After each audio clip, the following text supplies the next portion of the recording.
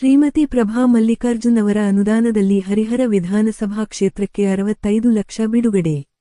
ಜಿಲ್ಲೆಯ ಹರಿಹರ ವಿಧಾನಸಭಾ ಕ್ಷೇತ್ರಕ್ಕೆ ಲೋಕಸಭಾ ಸದಸ್ಯರಾದಂತಹ ಶ್ರೀಮತಿ ಪ್ರಭಾ ಮಲ್ಲಿಕಾರ್ಜುನ ಅವರು ತಮ್ಮ ಸ್ವಂತ ಅನುದಾನದಲ್ಲಿ ವಿವಿಧ ಕಾಮಗಾರಿಗಳಿಗೆ 65 ಲಕ್ಷ ಹಣವನ್ನು ಬಿಡುಗಡೆ ಮಾಡಿದ್ದಾರೆ.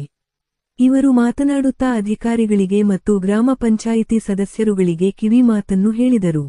ಗ್ರಾಮದ ಅಭಿವೃದ್ಧಿಗೆ ಅಧಿಕಾರಿಗಳು ಹಾಗೂ ಪಂಚಾಯತ ಸದಸ್ಯರು ಸೇರಿ ಕೆಲಸ ಮಾಡಿದರೆ ಗ್ರಾಮದ ಅಭಿವೃದ್ಧಿ ಸಾಧ್ಯ. ಸಂಸತ್ ಸದಸ್ಯರ ಅಭಿವೃದ್ಧಿ ನಿಧಿಯಿಂದ ಹರಿಹರ ವಿಧಾನಸಭಾ ಕ್ಷೇತ್ರಕ್ಕೆ 65 ಲಕ್ಷ ಅನುದಾನ, ಅದರಲ್ಲಿ ಕುಂಬಳೂರಿನ ಸಮುದಾಯ ಭವನಕ್ಕೆ 15 ಲಕ್ಷ ಹಾಗೂ ಹೈಮಾಸ್ಕ ದೀಪಕ್ಕೆ 5 ಲಕ್ಷ ಮಂಜೂರು ಮಾಡಲಾಗಿದೆ ಎಂದು ಈ ಸಂದರ್ಭದಲ್ಲಿ ಶಾಸಕ ಬಿ.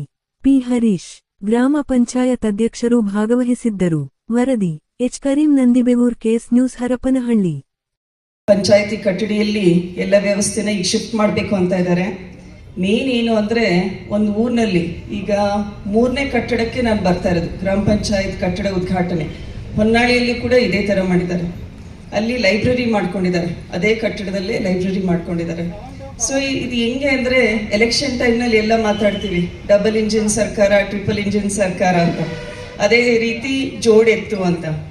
ಈಗ ಗ್ರಾಮ ಪಂಚಾಯತ್ ಕೂಡ ಒಂದು ನಮ್ಮ ವ್ಯವಸ್ಥೆಯಲ್ಲಿ, ಹೌದಾ, ಸ್ಟೇಟ್ ಆಗುತ್ತೆ, ಸೆಂಟರ್ ಆಗುತ್ತೆ, ಅದ್ರ ಜೊತೆಗೆ ಪಂಚಾಯತ್ಗೂ ಕೂಡ ಅದರದೇ ಒಂದು ಬಡ್ಜೆಟ್ ಕೊಡ್ತಾರೆ. ನೀವಿಲ್ಲಿ ಗ್ರಾಮ ಪಂಚಾಯತ್ನಲ್ಲಿ